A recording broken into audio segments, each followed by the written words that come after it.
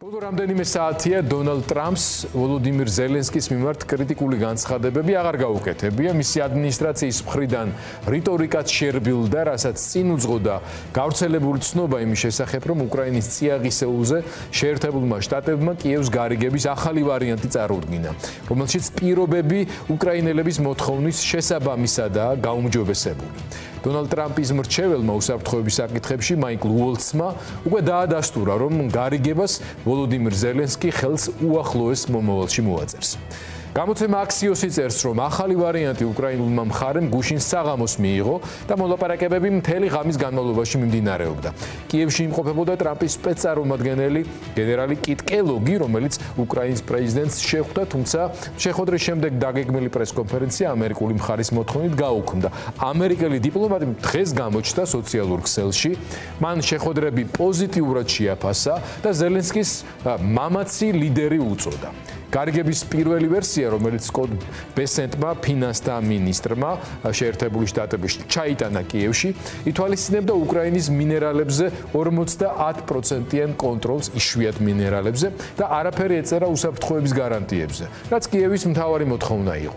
ამის გამო უკრაინის პრეზიდენტმა მას ხელი არ მოაწერა, რასაც მოყვა დონალდ ტრამპის საჯარო კრიტიკა, რბილად რო ვთქვათ, საჯარო კრიტიკა ზელენსკის მიმართ.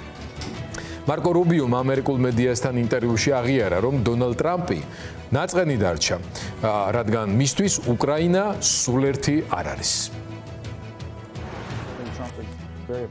პრეზიდენტი ტრამპი ძალიან ნაწყენია პრეზიდენტ ზელენსკიზე და სამართლიანად. გულწრფელად რომ გითხრათ, მე ძალიან ნაწყენი ვარ მასზე, რადგან მქონდა საუბარი პრეზიდენტ ზელენსკისთან, ვიცე-პრეზიდენტთან. განვიხილეთ ეს საკითხი წიაღისეულის უფლებების შესახებ და ავუხსენით მათ. გვინდა ვიყოთ თქვენთან ერთობლივად ვაწარმოოთ. არა იმიტომ რომ ვცდილობთ მოვიპაროთ, არამედ იმიტომ რომ ეს რეალურად უსაფრთხოების გარანტიაა. თუ ჩვენ ვართ პარტნიორი მნიშვნელოვან ეკონომიკურ წარმოწყებაში, ჩვენ დავიბრუნებთ გადასახადის გადამხდელების მიერ გაცემული თანხის ნაწილს. ეს დაახლოებით 200 მილიარდია. ასევე დაინტერესებულები ვართ უკრაინის უსაფრთხოებით. მან გითხრა, რომ სურდა ამ გარიგების დადება და საკანონმდებლო პროცესის გავლა დასჭირდებოდა. 2 დღის შემდეგ წავიკითხე, რომ ზელენსკი ამბობს, მე უარი ვთქვი. ასე არ ყოფილა იმ შეხვედრაზე. ერთ-ერთი მომენტი პრეზიდენტის გზავნილებში არის ის, რომ ჩვენთვის უკრაინა სულ ერთი არ არის, მაგრამ უკრაინა სხვა კონტინენტია. ეს პირდაპირ გავლენას არ ახდენს ამერიკელების ყოველდღიურ ცხოვრებაზე. ჩვენთვის სულ ერთი არ არის, რადგან ეს გავლენას ახდენს ჩვენს მოკავშირეებზე და საბოლოოდ მსოფლიოზე. აქ მადლიერების გარკვეული დონე უნდა იყოს ამაზე. და როცა ამას ვერ ვხედავ და ვხედავ, რომ ის პრეზიდენტს აბრალებს დეზინფორმაციის სივრცეში ცხოვრებას, ეს კონტრპროდუქტიულია. პრეზიდენტი ტრამპი არ არის ის ადამიანი, რომელიც უმოქმედოდ დაჯდება და ამას მოითმენს. ის ღიაა და პირდაპირ იტყვის, რაც გრძნობს.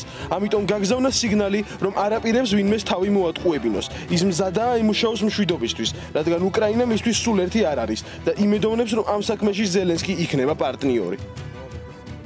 Генерал Келог ზუსტრიჩ, яка відновлює надію нам. გენერალ კელოგთან შეხვედრა იმედის მომცემია. ჩვენ გვჭირდება ძლიერი შეთანხმებები შეერთებულ შტატებთან. შეთანხმებები, რომლებიც ნამდვილად იმუშავებს. გავეცი მითითებები, რომ ვიმუშაოთ სწრაფად და ძალიან გონივრულად. ეკონომიკა და უსაფრთხოება ყოველთვის უნდა შეესაბამებოდეს ერთმანეთს. მნიშვნელოვანია შეთანხმებების დეტალები.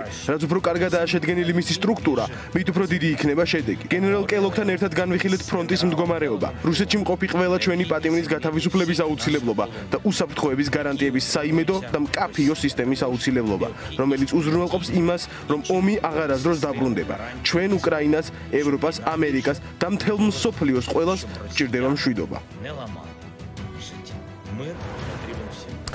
სიმართლე გითხრათ, არ ვიცი ამ კაცს რატო აბრალებენ, რომ რაღაცა უკვე შეთქვა, ან გააკეთა, იმიტომ რომ გუშინ წინ განსაკუთრებით ძალიან რთული იყო ალბათ მისთვის თავი შეიკავება და კარგი იქნა, რომ თავი შეიკავა და ძალიან დიპლომატიური პასუხები ისმოდა კიევიდან, ვაშინგტონიდან წამოსული რბილად რო ვთქვათ კრიტიკის, ჩემი აზრით შეურაცხყოფების მიმართაც, მაგრამ სწორი მნიშვნელოვანი მიდგომა ამ შემთხვევაში ზელენსკის თავის პერსონალური ემოციები, რა თქმა უნდა, უკანა პლანზე უნდა გადაედო და მან გაამართლა კიდეც.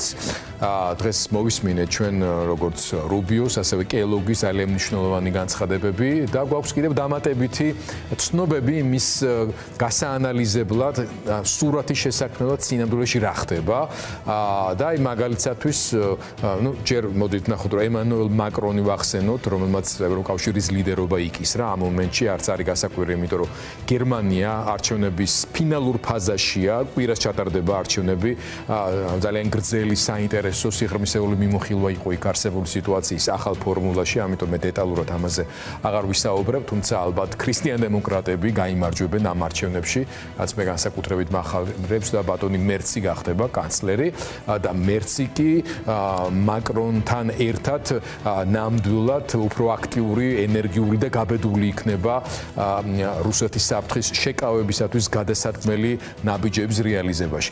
ემანუელ მაკრონს თეთრ სახლში ორ შაბათს ელოდებიან, კირ სტრამელი, ბრიტანეთის პრემიერ-მინისტრი, კი ვაშინგტონში ხუთშაბათს ჩადის.